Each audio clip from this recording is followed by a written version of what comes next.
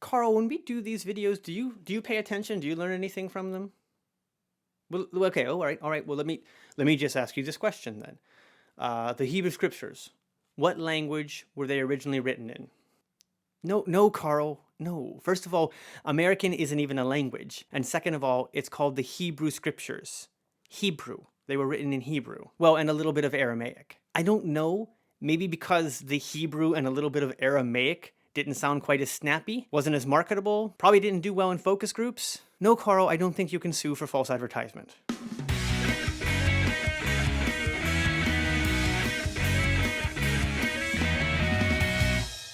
Hi, and welcome to this week's video lectures, Introduction to the Hebrew Scriptures. In this video, we're going to begin with a brief introduction to the Bible and its various parts. Next, we're going to discuss some things to keep in mind when reading and interpreting the Bible. Third, we're going to give a very brief thumbnail sketch of the history of the Jewish people according to the Hebrew Scriptures. Finally, we're going to look at a few central themes, in particular the theme of love and how it applies to God and community in the Hebrew Scriptures. First, a general overview of the Bible. The Bible that Christians use today is broken up into two sections. One, the Hebrew Scriptures, or what some people call the Old Testament, and two, the New Testament, or what some people call the Second Testament. Now, it's important to note that not all Christians have the exact same Bible. One, there are many different translations, but two, if you look at, for instance, the Roman Catholic Bible or the Eastern Orthodox Bible, they will have more books in them than the Protestant Bible. That issue shouldn't worry us much here, because we're just going to look at the 39 standard books that are included in all Bibles. The Hebrew Scriptures itself is broken into three different sections. One, the Torah,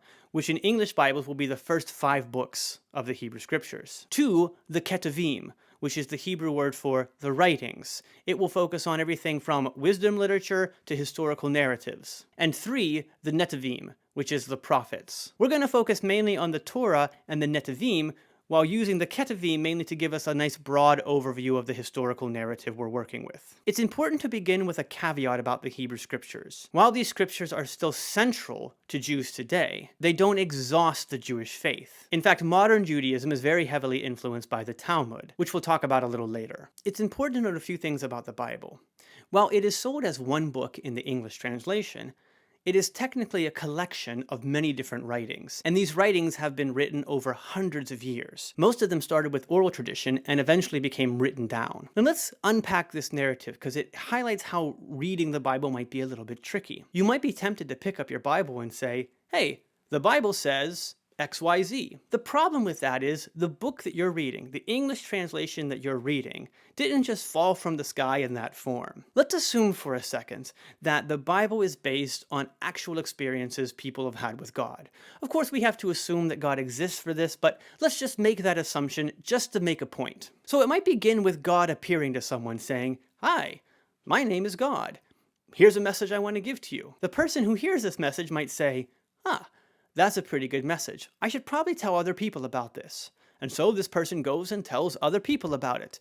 The other people think, that's a pretty good message too. We should spread the word. So they all go tell other people about it. The narrative continues in this oral tradition for a while, until somebody eventually says, we should probably write this down. So they write it down. Now already, as you can imagine, especially if you've played the telephone game, there might have been some variations in the passing on of the oral tradition from person to person. Finally, when this written version gets made, it might be a little bit different from the actual original message. Now this person writes it down and shares it with someone else. They read it and say, that's good.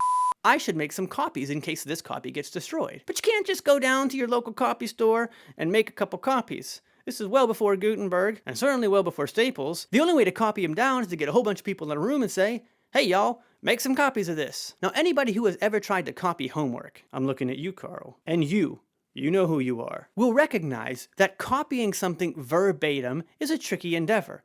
Frequently, you'll make little errors, you might make a little additions or subtractions as you go, you'll make it your own, you'll clarify points that you think are unclear. This also happens when people copy the scriptures. So you end up with a lot of different manuscripts, but the manuscripts have little variations, and sometimes they have big variations. For example, if you go to John chapter 5, you'll notice that there's a narrative there that talks about how people who were sick or lame used to wait by this pool and get into the pool, and they were miraculously healed. If you're reading most English versions today, you'll notice that if you try to find chapter 5 verse 4, something strange happens.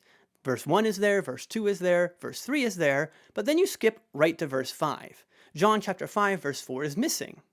The reason it's missing is because there were some manuscripts that had a verse in there, had a passage in there, that talked about how an angel of the Lord would come down and stir the waters to help explain why the waters had healing powers. But when they found earlier manuscripts, they noticed that this passage was not in the earlier manuscripts. And if you think about it, the earlier the manuscript, the closer it probably is to the original manuscript. And as a side note, if you're wondering, out of all the books of the Bible, how many original manuscripts do we have? The answer is a big fat 0. So the older the manuscripts you can get your hands on, the closer it probably is to the original. This let people know that verse 4 of chapter 5 was probably not in the original passage, so we took it out and put it into a footnote. Unless you're reading the King James Version, in which case it's still in there. So what does that mean? Well, it helps us see that what started as an oral tradition and then turned into a written tradition continued to be copied and edited over many, many years, with certain variations in the manuscripts. The problem, though, is that these were written a long time ago. And if you know anything about entropy and any kind of writing material, you know that it doesn't tend to last forever. Some manuscripts were lost, some were stolen, some were destroyed by fire-breathing dragons. Carl, don't tell me again that dragons don't exist. I know what I saw. The point is that by the time we start looking for these manuscripts, we might only find portions or fragments of them, and the older they are, the more likely they are to be damaged. So then what ends up happening is scholars have to get together, take all these manuscripts, or these fragments of manuscripts, put them together, and use them to come up with one version of the text. And scholars work very hard on this, and they're very good at what they do. They also have some mad skills at Jenga, as you can see here. After they've done that, they've produced one manuscript by making decisions about which fragments to include, or where there are variations, which way to go. So now that they have one manuscript, you can read it. Well, not quite. As already noted, the Bible was not written in English. I can't believe you thought American was a language, Carl. The Hebrew scriptures were written in Hebrew with a bit of Aramaic, and the New Testament was written in Greek with also a bit of Aramaic. It's kind of like Aramaic for the win, right? So unless you can read Biblical Greek or Hebrew, you're probably not going to be able to read these texts, which means they have to be translated. Now, anyone who speaks more than one language will tell you that translation is always interpretation. Sometimes things get lost in translation. So again, a bunch of scholars get in a room and say, let's try our best to translate this. And they have to make decisions. Do we try to translate word for word? Do we translate concept for concept? Do we paraphrase the whole thing to try to make it make more sense to the people who are reading it? After the scholars have made this decision, they again produce a manuscript, now in English.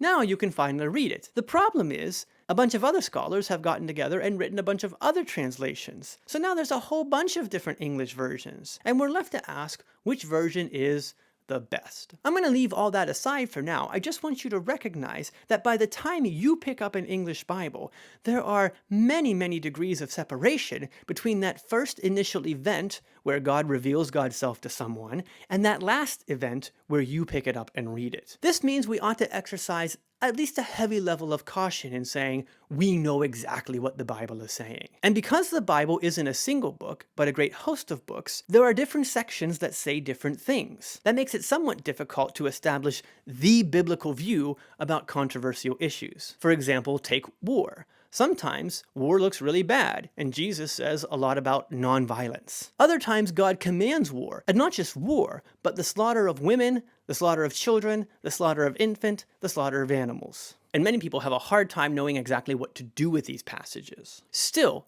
it's possible, if we're careful, to at least have some guidelines about how we read Scripture.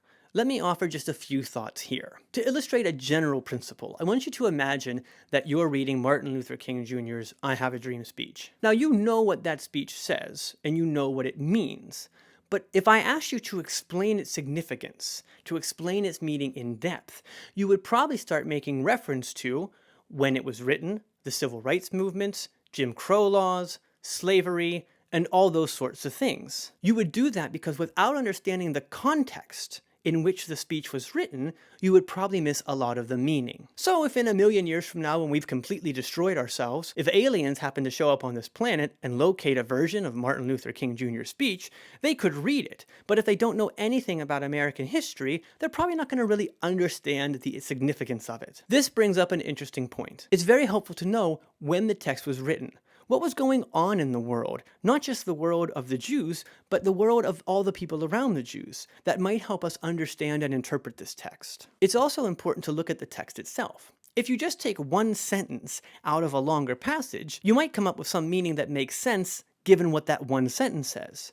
However, oftentimes when you put things into a larger package or the larger passage, you'll discover that the meaning might change, which again is a question of context. As an example of this, let's take a passage from Isaiah chapter 55. In this passage, God, speaking through this prophet Isaiah, says, "My ways are not your ways, my thoughts are not your thoughts. For as high as the heavens are above the earth, so are my ways above your ways, and my thoughts above your thoughts." Now, looking at this passage by itself, it might seem quite evident what it means. It's saying God is way beyond us, far above us, distant from us, inscrutable. We completely lack the ability to understand God. But if you place the passage in its historical context, and then within its context within the wider passage, the meaning shifts. In this passage, Israel has been taken into exile, so they're prisoners in a foreign land. The fear of the Israelites is that because they have been conquered by this other people, it must mean that God has abandoned them. There's a further fear that they have somehow done something to deserve this abandonment,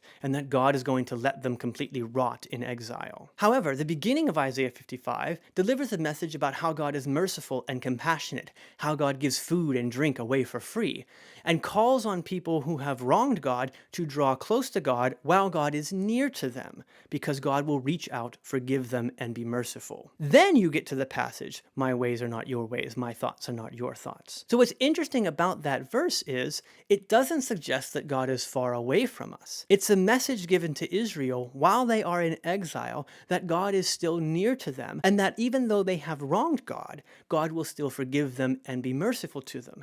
And that's the point. God drawing near to people who have abandoned God, God drawing near to people who have wronged God, and God willing to completely forgive and feed and care for those who have wronged God. In this passage, that is what makes God's ways above our ways. And so you see in this passage, it's not that God is distant or far above us that makes God's ways better than our ways. It is that God is willing to draw near to God's people even when they have done something wrong or they don't deserve God drawing near to God's people. In short, the context is really important. To illustrate the importance of context, we can talk about three worlds of the text. First, the world behind the text. This would be the world of the author, or the world in which the text was written and or achieved its final version. Knowing what was happening in the world when the author wrote his or her text helps us to understand how external factors might have influenced what the author wrote. One particular example of this is in Genesis chapter 1, where the text says that human beings were created in God's image. Now this phrase, "in God's image," or the image of God, has gone through many different interpretations. However, once we understand that Genesis 1 reached its final redacted form while Israel was in exile in Babylon, we can begin to understand how Babylonian culture and wider Mesopotamian culture may have influenced Genesis 1. In particular, in these cultures, the notion of image of God was used to refer to a king. The idea was that the king represented God on earth. Therefore, the king could act and speak on God's behalf, but also that the king had the responsibility to act and speak as the God whose image he bears would act or speak. This helps us understand what Genesis 1 might mean by the notion of image of God. Understanding the phrase image of God in its historical context helps us understand that Genesis 1 is probably suggesting that all human beings have the responsibility to act and speak as God's representatives on earth. And we learn this idea from looking at the historical context in which the text was written, that is, the world behind the text. There's also the world of the text. The world of the text includes the settings, the character, the genre, any other literary devices that might be in use. It's important to know when we're reading poetry versus when we're reading historical narrative. This has caused a lot of problems, for example, with Genesis chapter 1. Is it meant to be a historical account of how God created the world? Or is it almost an analogical or metaphorical or poetic expression about how God creates the cosmos? If it's the latter, the Bible can accommodate the idea that the earth and the universe is in fact very old. Another part of the world of the text is the characters and the setting. Knowing who is acting helps us to understand what the significance of the text is. Consider the parable of the Good Samaritan. If we don't know that Samaritans and Jews don't have a very good relationship in the first century, we miss a central part of the text. The last world of the text is the world in front of the text, and that's the world of the reader. Every time you read something or encounter something, you are interpreting it. Interpretation is an inevitable facet of being human. You're interpreting what I'm saying right now, and your interpretations might vary from person to person. This is true of reading any text, including the Bible. Different people will read a book or a short story or a poem and get different kinds of meanings out of them. We're all interpreting things slightly different. We have to acknowledge that we are bringing certain biases to the text. You might find, for instance, if you're reading the Bible, you want it to say something. You want it to say, this is good or this is bad. And that desire might impact how you interpret the text. Being aware of our own world, of our own biases, of the way in which our context influences how we read the text is also important. Now, I've laid out here a few general principles about reading the Bible. There are many other principles to keep in mind, including questions about interpretation of, for instance, language. But for now, I just want you to be aware that even when you have the English Bible, there are still a number of principles that you should keep in mind before suggesting that your reading of the text is a good or justified reading. Let's shift gears now and lay out a thumbnail sketch of the historical narrative of the Hebrew Scriptures. Now, it's important to note that in some cases, this historical narrative will line up quite closely with what we know is happening outside of the Hebrew community. That is, we can look at the history of Babylon, or the history of Assyria, or the history of Egypt, and see that there are certain historical claims that at least to some degree line up. In other cases, the Hebrew Scriptures will be our primary historical document, which means we can't really back up what it's saying with other evidence, but it at least provides an example of what this particular text is saying. And we have to bear in mind, as we consider this thumbnail sketch, that this is a theological view of history. That is, it makes the assumption that God exists, that God has chosen Israel, and that God is working through Israel on behalf of the world. Whether or not that's true is kind of beside the point right now.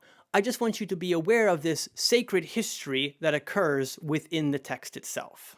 The Hebrew Scriptures begin with the book of Genesis. Now, the first 11 chapters of Genesis are called primeval history. They deal with very epic, large themes that don't so much deal with the Israelites specifically, but deal more with themes of human beings at large. It's in these chapters that you'll find the narratives of Adam and Eve in the garden with the serpent, the story of Cain and Abel, the narrative of the Great Flood and Noah's Ark, and the story about the Tower of Babel. There are significant themes in these sections. We're going to unpack them a little bit later, but for now I want to start with Genesis chapter 12, which is really, in some real sense, the beginning of the historical narrative of the people of Israel. It's where God calls a man named Abram, who will later be named Abraham. And we'll just use the name Abraham now to keep things from getting too confusing. God makes a covenant with Abraham. Now, the term covenant is significant. In a very real sense, covenant is a central, perhaps the central theme of the Hebrew Scriptures. A covenant is simply a relational agreement. Often, but not always, it includes reciprocal requirements from each party in the agreement. For example, God may promise something,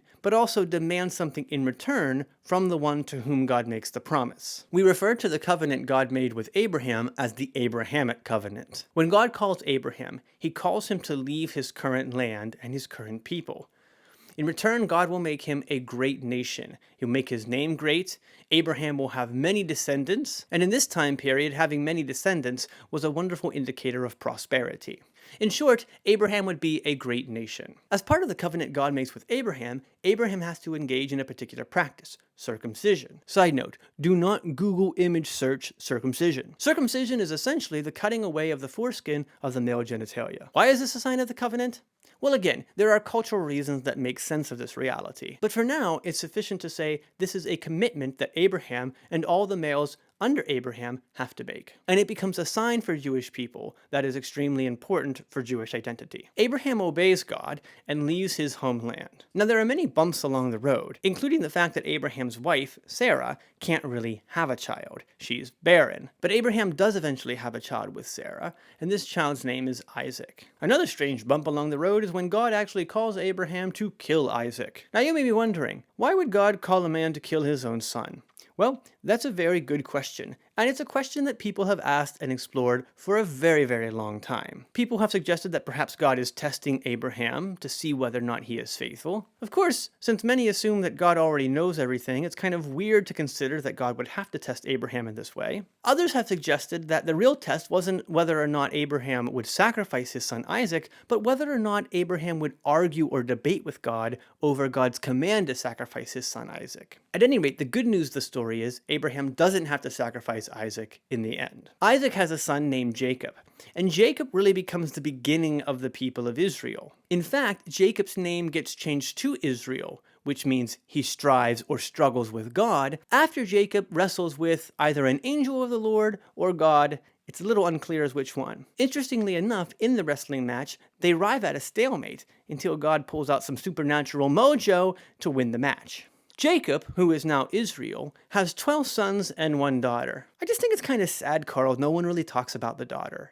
She's important too, right? What's up with that? At any rate, the 12 sons of Jacob are the main focus of the narrative. These 12 sons have some contention among each other, in particular with one of the youngest sons, Joseph. Part of the tension is the fact that Jacob is having children with not one wife, but 2 wives, as well as 2 maidservants, in kind of a very weird narrative of a birthing war, to see who can give Jacob the most children. Again, it might help to understand what's culturally acceptable at the time as opposed to what's culturally acceptable now. With these 13 children, the promise that God made to Abraham about his descendants becoming very numerous starts looking really good. They also have a lot of prosperity. However, through a long twist of events, these children of Abraham end up in Egypt, where they eventually become enslaved. The Pharaoh of Egypt forces the Israelites to work for the Egyptians, and this marks the beginning of a very long period of oppression. In fact, during this period, according to the book of Exodus, the Pharaoh actually becomes concerned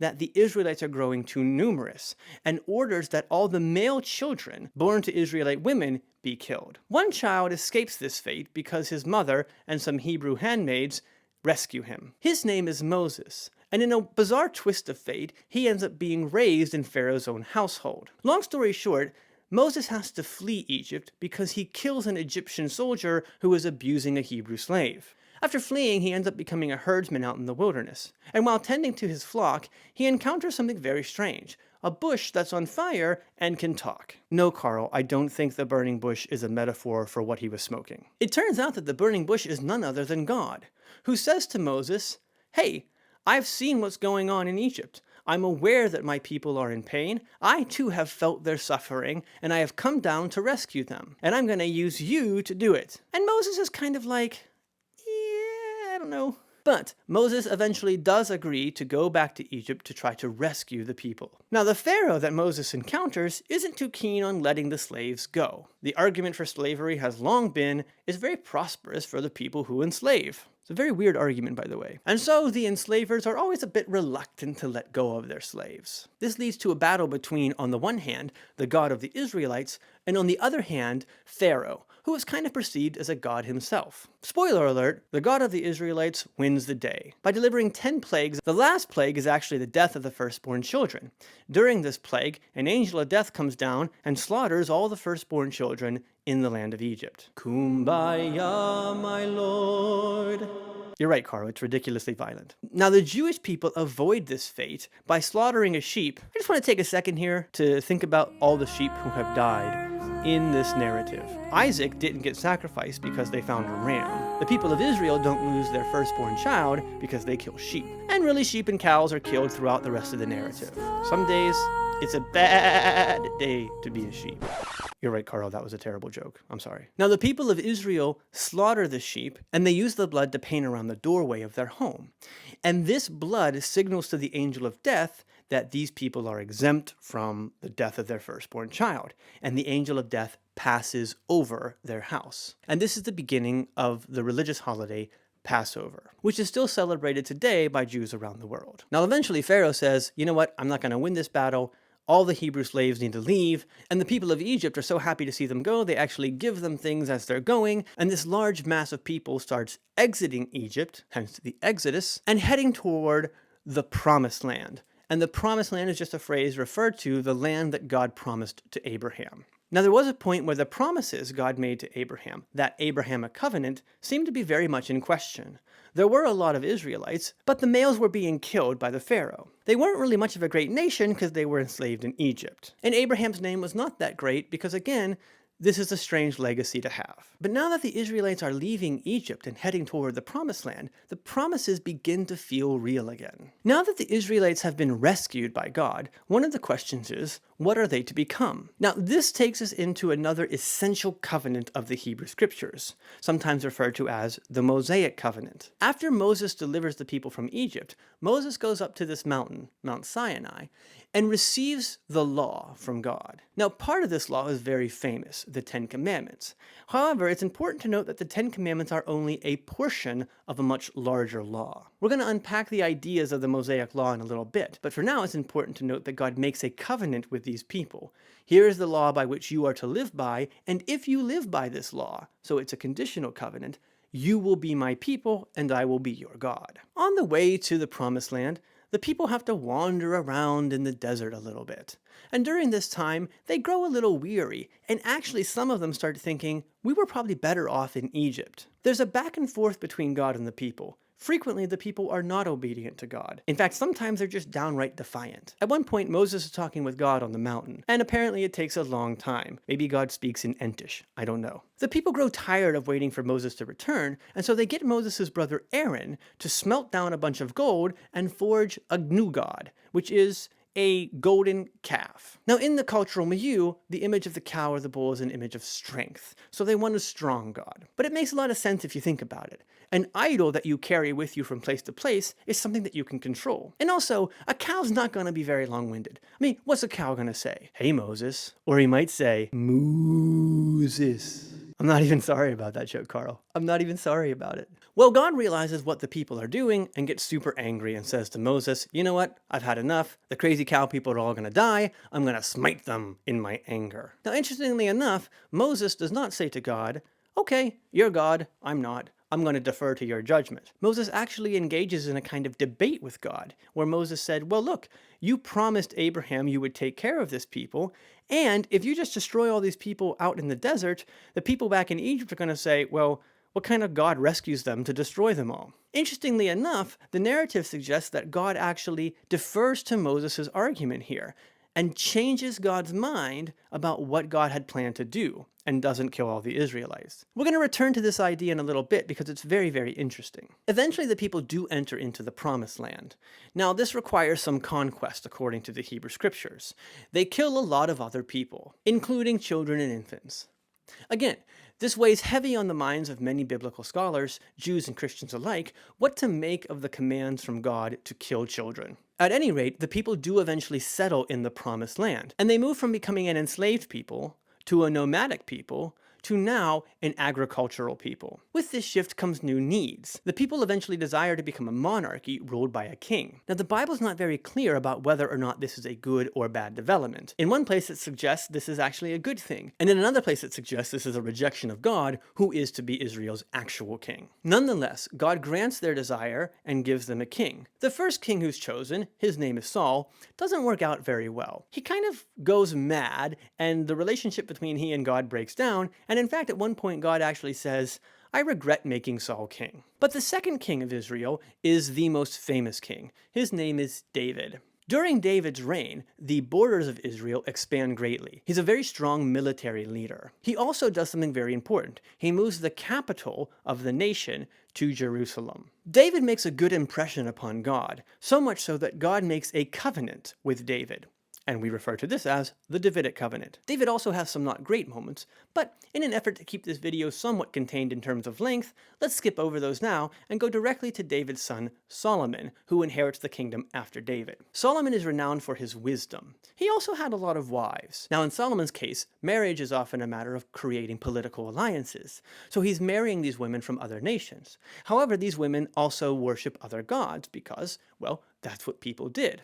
Solomon ends up worshiping some of these gods as well, and that becomes a problem. And God apparently says that because Solomon has done this, Solomon's kingdom will end up being divided. We'll get to that. One very important thing that Solomon does during his reign is build a temple where God can dwell. This temple becomes the epicenter of the communication and interaction between God and the people. And it's here where you have the solidification of the roles of certain people in Israel to help facilitate the relationship between God and the people. For example, priests and Levites. Although, to be clear, God had made a covenant with Aaron's descendants that they would be priests of God's temple long before Solomon built the temple. After Solomon's death, the prophecy about the kingdom being divided comes true. And the nation of Israel divides into the northern kingdom, which will be called Israel, and the southern kingdom, which will be called Judah, which was one of the tribes of Israel. The southern kingdom of Judah continues to follow the Davidic dynasty, with sons of David and Solomon taking over as king after the previous king dies. In the northern kingdom, they have separate dynasties that aren't related to the Davidic dynasty. Now, as you can imagine, the southern kingdom and the northern kingdom have some tension between them. As we move into the 8th century,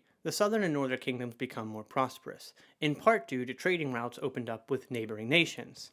Now, the reason this is important is because the prosperity from these trading routes leads to two problems. On the one hand, the religions from the neighboring nations begin influencing the people of Israel, and this leads to idolatry. On the other hand, the economic prosperity leads to inequality among the people, particularly injustices toward the poor. Now, we're going to unpack the Mosaic Covenant a bit more in a few minutes, but for now it's important to note that two fundamental themes of the Mosaic Covenant were love of God, and this included in part worshiping God alone, and love of neighbor, which included the idea of caring for the poor and the vulnerable.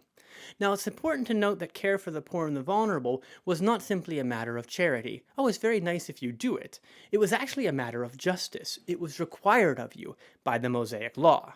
Now, these two sins, on the one hand idolatry, and on the other hand economic injustice, become the central themes of the prophets. But before we get into that, let's talk about what a prophet is. A lot of times when we hear the word prophecy or prophet, we think of someone who predicts the future. And to an extent, this is accurate. But we shouldn't think of a prophet in the Hebrew Scriptures as someone who predicts an inevitable future. The prophet serves as a mediator between God and the people.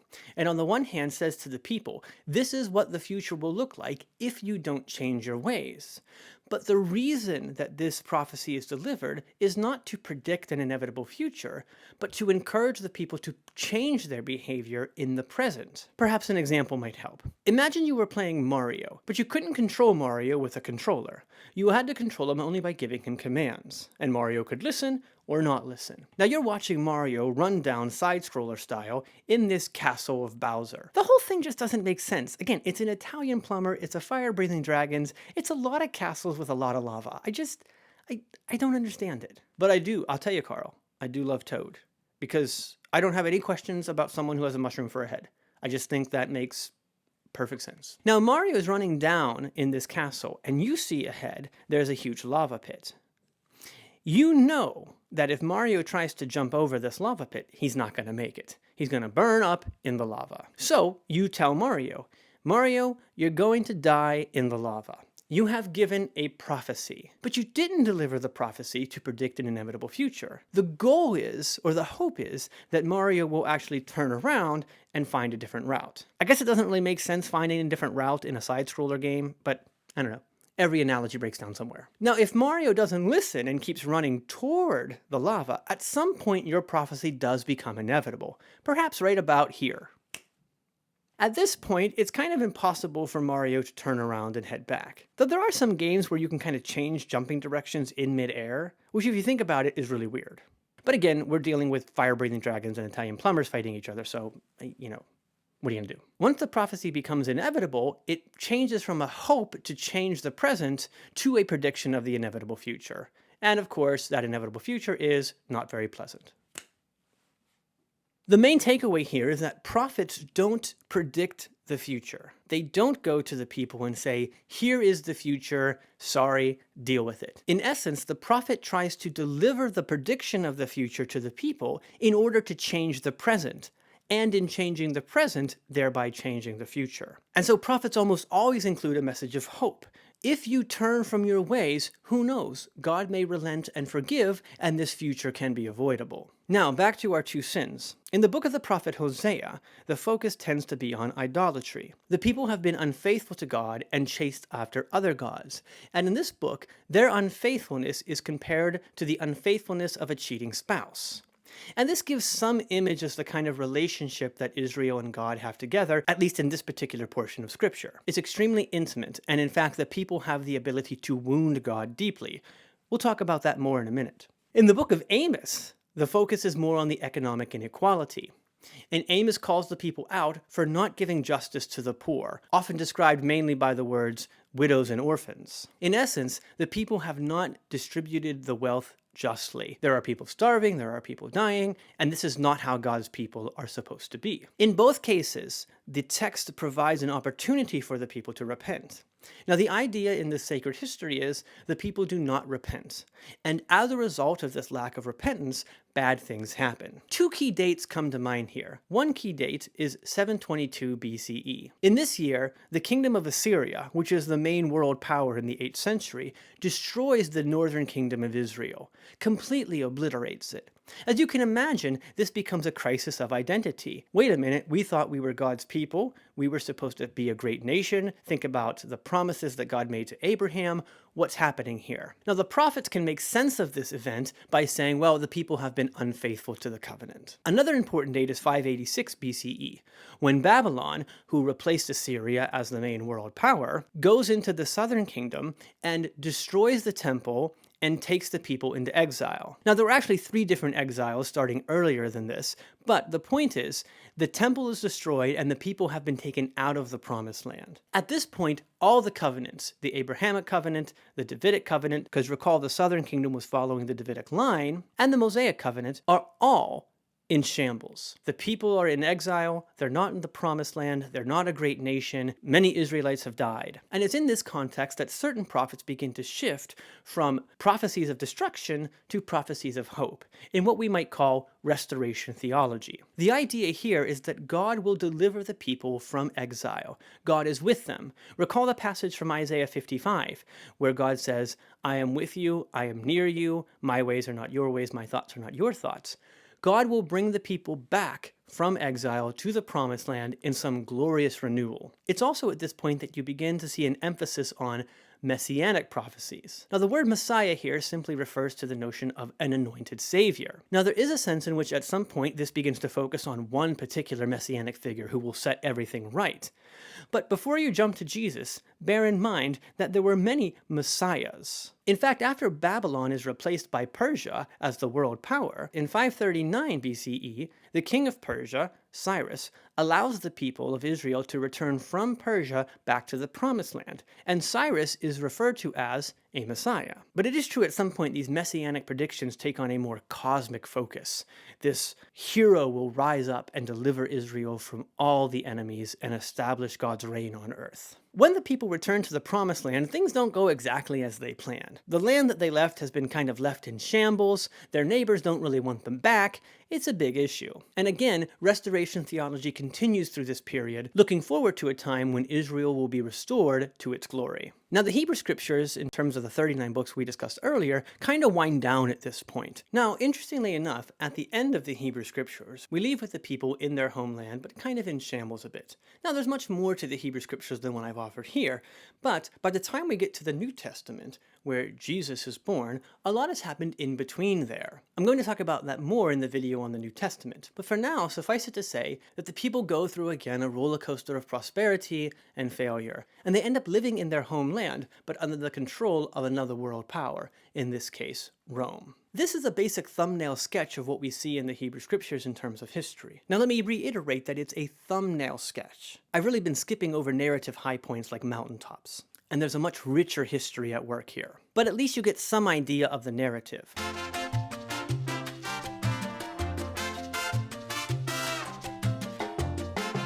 Now I want to talk a little bit about particular themes in that narrative. And in particular, my focus is going to be the emphasis on love. On the one hand, the love of God to the people, and on the other hand, the love that the people are to have for one another. Now, the love God has for the people is an interesting thing. In Christianity, and in later Judaism, God has often been viewed in a very particular way. The central idea is that God is perfect.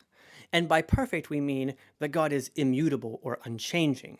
God never needs to change. God is timeless. God experiences all time simultaneously. God is impassible, which means God cannot experience suffering or deep emotion. God is omnipotent or all-powerful. God is omniscient or all-knowing, including knowing the future exhaustively. Now, this way of thinking about God was heavily influenced by Greek philosophy. And this influence makes a lot of sense because in between the end of the Hebrew Scriptures and the beginning of the New Testament, you do have Alexander the Great's conquest, which spreads Greek culture all around the world in this process we call Hellenization. So the early church began to think in terms of Greek categories. And one of these categories was the notion that perfection meant you can't change. I could go more into detail about this, but I just want you to be aware that it's there, and also be aware of the idea that this notion of God as unchanging or perfect or unfeeling doesn't quite fit with the biblical narrative in the Hebrew Scriptures. Though again, we need to make the caveat that there is no single view of God in the Scriptures. Let me take you back to the flood narrative for a second. In Genesis chapter 6, God looks at the world, and the world has been overcome with violence. Now, many people envision the flood as an act of anger or wrath that God delivers upon the people. But if you look at chapter 6, the reason for God's outburst is defined as God is grieved to God's heart. God experiences immense and deep grief. Suffering, if you will. And this suffering leads God not just to say, well, I'm going to destroy everything and start over. God actually regrets making the world at all. In essence, God is saying, well, this didn't go the way I wanted it to. Perhaps it's a mistake. Again, the idea of God grieving or regretting or even admitting to a mistake strikes many people as odd, but it gives an image into the way that Israelites thought about God. As already noted, in Exodus 32, Moses debates with God over the fate of Israel, and God actually changes God's mind based on the argument that Moses offers. Abraham, who was the first character we talked about in the historical narrative, also debated with God, in particular about the fate of Sodom and Gomorrah. The point I'm trying to make here is that God seems to have a close relationship with at least certain individuals, and in some sense, all of creation, and at the very least the people of Israel. That is, there's a back and forth, there's a reciprocal effect. The world God created seems to have an effect on God. It can cause God suffering, it can cause God pain, and God seems to, in some cases, embrace this pain in order to try to make the world the way God wants it to be. I mentioned briefly that in the book of Hosea, the relationship between God and the people is compared to the relationship between a husband and a wife, in particular with the notion of an unfaithful spouse. But in Hosea 11, we get a very interesting image of God, where God says to the people essentially, I want to destroy you, you have been unfaithful, I am so angry right now, and then, in a sort of divine ambivalence, says, but I can't destroy you. I love you. I'm heartbroken. I've bent down to take care of you, and I'm going to see this through to the end. Again, there's a notion where there's a very heavy sense of divine grief over the things that the people have done. The takeaway from these ideas is that God does not appear as one who is immutable or impassible. God is very affected by the twists and turns in the world, and sometimes affected to the point of deep grief. Now, why do I bring that up? Because it suggests that God has a deep love for the world, and with love comes, of course, risk. What if the world does not return God's love? What if the world rejects God? Or what if the Israelite people reject God? There's a very real sense, then, in which God is envisioned as one who is willing to risk God's own well-being in order to create the world, and in order to continue to relate to the world, primarily through the people of Israel. And so God continues risking a broken heart, which also continues to happen, in an effort to continue to love the world. God is not some far-off, distant, impassible, immutable, angry judge, but rather very much a figure who can be hurt and harmed by our actions. Now, I don't mean to say all this to you to suggest that there is actually a God who is like this. There may or may not be. That's not the point. I'm simply trying to suggest to you that in the Hebrew Scriptures, God is often portrayed in this way. And that's going to affect the way that human beings live. Recall that the notion of the image of God suggests that we ought to interact with the world and with one another in a way that reflects God's own rule. In this case, we might expect God to command people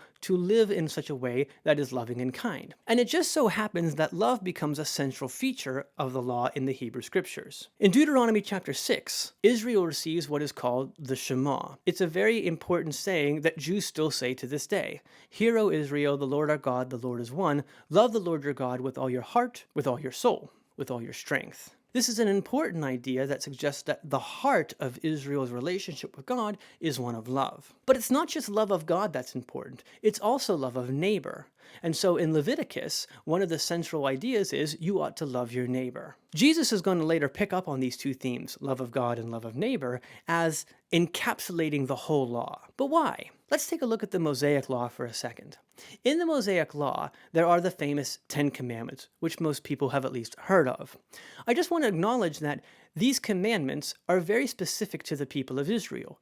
God says, I have delivered you from the land of Egypt. Therefore, you shall have no other gods before me. You shall not make idols. You shall not take my name in vain. Those 3 commands apply specifically to the relationship between God and the people. However, there are 7 more commandments in the 10 Commandments, including the law about the Sabbath, the law about not bearing false testimony, not coveting your neighbor's possessions, not stealing, so on and so forth. These laws all focus on how people interact with one another.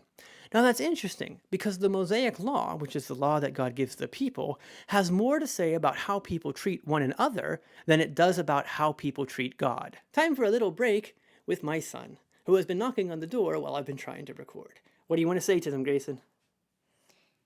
So, this is a new house. Oh. And now I can play computer Minecraft. I used to just be able to play PlayStation 3 Minecraft. Now I have like a Titan mod, 2 mob mods, and a TNT mod. How'd you get that? It was a birthday present from my dad. Do you like it? Yeah, it is very, very fun. When was your birthday? It was on June 24. How old are you now? 6. Does your daddy love you? Yeah. Do you love your daddy? Yeah. How about a kiss? How about a tickle? All right, say goodbye. Goodbye. And so of the 10 Commandments, a majority of them focus not on how the people interact with God, but on how the people interact with each other. This suggests that God is not merely interested in the people that worship God, but also in the people who love one another.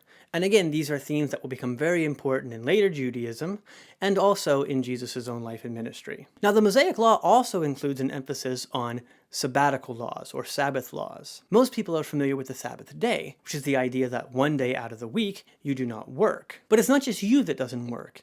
It's everyone in your household, including any servants you may have, and also your animals. There's also a Sabbath year. Every 7th year, you allow the land to lie fallow, and you allow the poor and the wild animals to eat from your land. There's also the 7th year, or really 1 year after the 7th year, which would be the 50th year.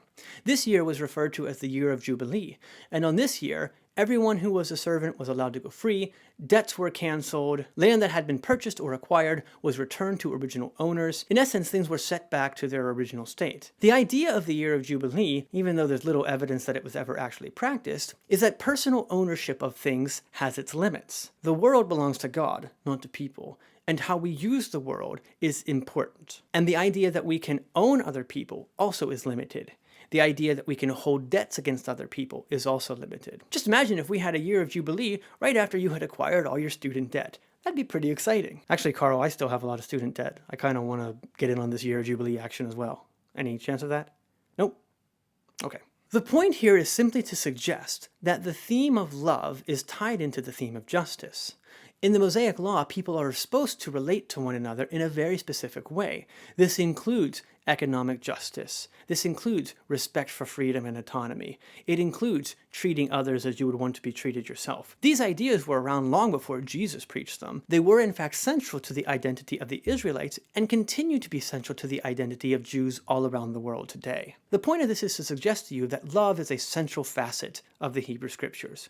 God's love for the people, which doesn't seem to waver, or at least seems steady in the sense that God continues to work for the well-being of God's people, even though they cause God suffering. And the idea that we are to love one another. In essence, Following God's example, we ought to be willing to suffer or to grieve on each other's behalf, and to welcome each other into community, to care for one another, especially for the poor and the vulnerable. This has been a very brief introduction to some themes from the Hebrew Scriptures. I hope that you find it helpful, and it highlights how some of these ideas could still be very, very important today. Indeed, we discussed the prophet Amos earlier, and one thing I want to highlight as I close here, some of the themes from the 8th century prophets, including Amos, made their way into the era of civil rights in America in the 60s. In fact, Martin Luther King Jr. quoted Amos pretty closely when he talks about justice and righteousness flowing like a never-ending stream. And that's just to suggest that the emphasis on love in the Hebrew Scriptures, in particular how we are to love one another, has continued to be influential in the world, and in many cases in positive ways. For example, again, Martin Luther King Jr. I hope you've enjoyed this video. On behalf of myself, and again, my trusted colleague Carl, I bid you farewell.